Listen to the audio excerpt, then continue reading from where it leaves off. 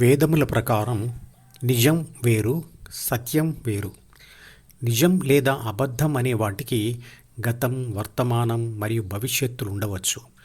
అవి భౌతిక ప్రపంచ సంఘటనలకు సంబంధించిన విషయాలు. సూర్యుడు తూర్పున ఉదయిస్తాడు, ఇది నిజం. ఎప్పటివరకు ఇది నిజం అంటే భూమి మరియు సూర్యుడు ఉన్నంతవరకే. నేను దొంగతనం చేయలేదు అనే మాట ఒక సంఘటనకు సంబంధించిన విషయం. అది నిజం కావచ్చు లేదా అబద్ధం కావచ్చు. కానీ సత్యం అంటే శాశ్వతంగా ఉండేటువంటిది. దానికి గతం, వర్తమానం, భవిష్యత్తు అనేవి లేవు. అది మార్పు లేనిది, అంటే పుట్టుక చావు లేనిది. అది విశ్వశక్తిని లేదా పరమాత్మను మాత్రమే సూచిస్తుంది. శాశ్వత తత్వం కలిగి ఉన్న విశ్వశక్తి నుండి అన్ని శక్తులతో పాటు ఆత్మశక్తి కూడా వచ్చింది. కాబట్టి అది కూడా శాశ్వత తత్వం కలిగి ఉన్నది.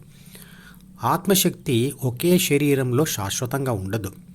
ఒక శరీరంలో ప్రవేశించిన ఆత్మశక్తి తాను చేస్తున్న అనేక పనులతో కొంచెం కొంచెం తగ్గిపోతూ విశ్వశక్తిలోనే కలిసిపోతుంది.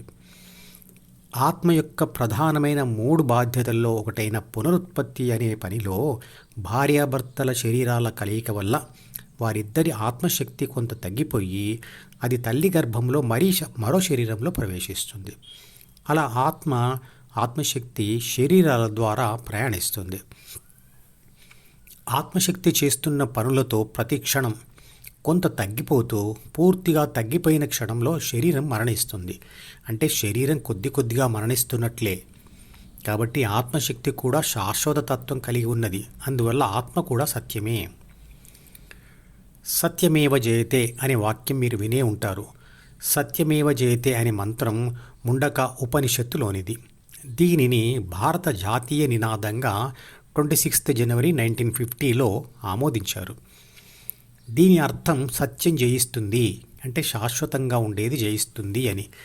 సత్యం ఎప్పటికీ ఎందుకు జయిస్తుంది మరియు దేని మీద గెలుస్తుంది, ఎందుకు గెలుస్తుంది, ఏ సందర్భంలో గెలుస్తుంది అంటే చిత్రపటంలో చూపించిన బి అంటే ప్రాథమిక మనసు అనే పుస్తకంను చదివిన ఆత్మశక్తి, సి అంటే అహం మరియు డి అంటే అంతులేని అధర్మ కోరికల మీద యుద్ధం చేసి గెలుస్తుంది. గెలిచిన వెంటనే బి యొక్క అవసరం ఉండగా దాన్ని కూడా వదిలివేస్తుంది. తర్వాత హెచ్ అంటే హృదయంలో స్థిరధ్యాస నిలిపి విశ్వశక్తిలో లీనమైపోతుంది. సత్యమేవ జయతే అనే దాన్ని జాతీయ నినాదంగా స్వీకరించడానికి మరియు ధ్యానంలో ఆత్మ గెలవడానికి సంబంధం ఏమిటి అంటే న్యాయ వ్యవస్థలో అధికారంలో ఉన్న న్యాయమూర్తులు ధ్యానం చేసి తమ ద్వితీయ మనసును గెలిచి ఉండకపోతే వారిలో కొన్ని అయినా అధర్మ కోరికలు ఉంటాయి. అలాంటి కోరికలతో తీసుకునే నిర్ణయం లేదా చేసే పని ఏది కూడా ధర్మబద్ధంగా ఉండదు. అంటే చేసే ప్రతి పని వెనకాల ఏదో ఒక స్వార్థభావన ఉంటుంది. కానీ ధ్యానం చేస్తూ క్షత్రియ దశకు చేరుకున్న న్యాయమూర్తులు లేదా ప్రభుత్వ అధికారులు కోరికలతో నిండిన మనసును జయించి హృదయంలో ఉంటూ తీసుకున్న నిర్ణయాలన్నీ ధర్మబద్ధంగా ఉంటాయి. కాబట్టి నిర్ణయాధికారం కలిగి ఉన్న ఏ వ్యవస్థ అయినా, అంటే ప్రభుత్వం అయినా, న్యాయస్థానాలైనా, పాఠశాలలైనా, కుటుంబ వ్యవస్థ అయినా, ఇంకా ఏ వ్యవస్థ అయినా ధ్యానం చేసిన వాడు అధికారి అయి ఉంటే అతని నిర్ణయాలు ధర్మంగా ఉంటాయి. అవి విజయాన్ని పొందుతాయి.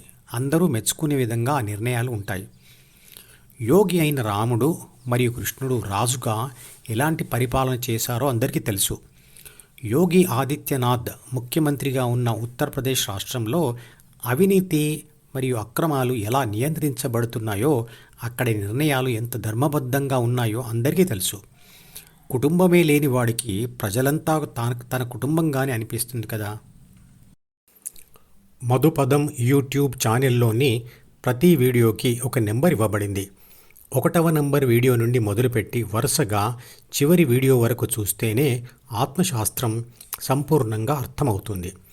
ఈ వీడియో డిస్క్రిప్షన్లో ఉంచిన మధుపదం ప్లేలిస్ట్ లింక్ ద్వారా అన్ని వీడియోలు వరుసగా చూడవచ్చు.